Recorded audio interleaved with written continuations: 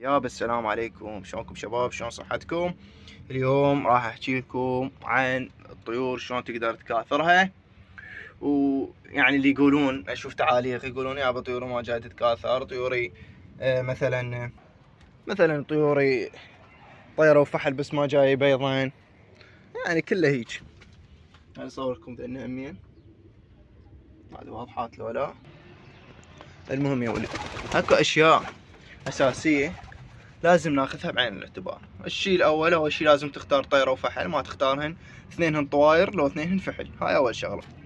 ومن تختارهن طيره وفحل، هاي شغله هم مهمه، لازم تتاكد انه الطيره تبيض مو قاطعه بيض، او كبيره كلش او صغيره كلش ما جاهزه للتزاوج. يعني شوفهن تاكد منهن انه هن جاهزات للتزاوج. الشيء المهم، وراح اعطيكم نصيحه قبل الشيء المهم، اذا عندكم خانات نفس ذني وتعانون من مشكله اذا الاكل هسه ترى هذا ما باقي اكل، يعني هاي هيك نسبه ما باقي اكل، جاي اشوف خانات ينشرون الخانه هيك واصل الاكل بيها. سووا موعد تعطيهن مثل قلاص الصبح، واهم شيء العشاء، لان انت ما اذا ما تقعدين الصبح، وقلاص بالليل او نص قلاص بالليل او ربع قلاص، يعني نص الكميه هم مو مشكله، على مود شنو ياكلنا وما يبقى اكل هيك. اذا يزود هذا الاكل يظل الباكر ما ياكلنا، لازم تعطيهن من جديد، وهكذا يتكدس الاكل عندك.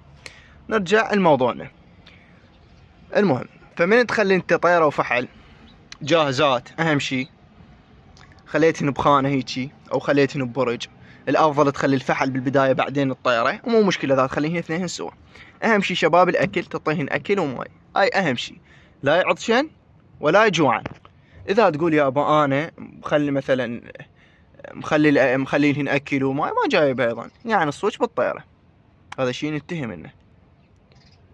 الصوت الثاني، الاكل مالتك مو زين، جرب انت، جرب ماكو اي مشكله، جرب جيب لنا كيلو ب1000 دينار مخلوطه وجرب شنو النتيجه عندك، ايش راح تصير النتيجه. لان شباب معلومه، الطير الجوعان ما راح ينتج ولا يركز، يعني حتى من لا يفيدك مطيار ولا يفيدك تبزير ولا يفيدك اي شيء.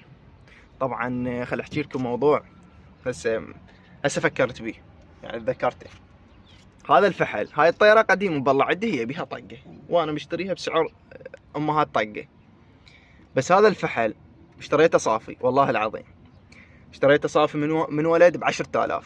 طبعا الولد غير مبرئ الذمه الى يوم الدين، ما برئ الذمه.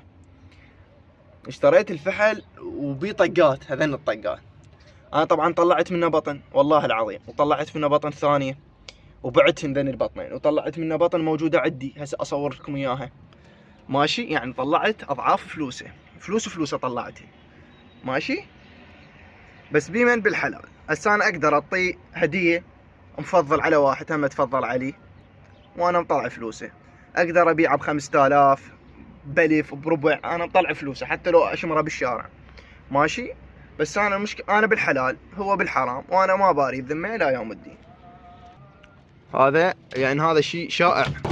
هذا فحل ثاني والله العظيم همين مطلع منه فرخات وبايعهن ومطلع فلوسه وفلوس الطير. انا اشتريته هو طيرته ب15، وهمين طلع بي طقه، هم شارعين هالطقه، وطلعت منه فراخ وبعتهن، وطلعت منه فراخ همين صافيات مره طلعن، يعني طلعت منه بطنين، وهاي البطنه الثالثه طلع واحد صافي وواحد بطقات سود. هم كذلك انا بالحلال لان بعتهن وطلعت ابو فلوسه، والولد اللي باعني اياه بالحرام لان انا ما باري الذمه. يا اخي عقل شغال، مو مثل واحد هيك على مود ربع و500 يروح يسوي حرام والله ما يوفقه من فوق. انا همين استفاديت منه شغله، خليته استفاد بيت منه. طبعا هاي الفرخه من افراخ هذا المكلش، هاي وحده وذيك وحده ام الطقه، هي فحل. شباب معلومه همين اعطيكم اياها مستحيل انساها.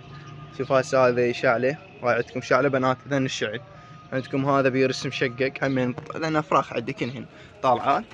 المهم شغله ضروريه. هسه انا شو مسوي هنا أنا هذا ما انطيتهن ما رشيت الفليت او مال البق، انا مسوي فيديو عليهن، هذا ما رشيت، يعني خليته تقريبا اسبوعين، او يعني انا قلت لكم تقريبا بال10 ايام انا ما راش عليهن.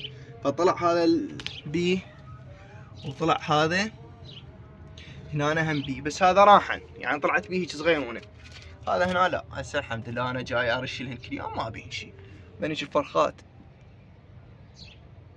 الفرخات البرخانه هم نفس الحاله ما ابيه.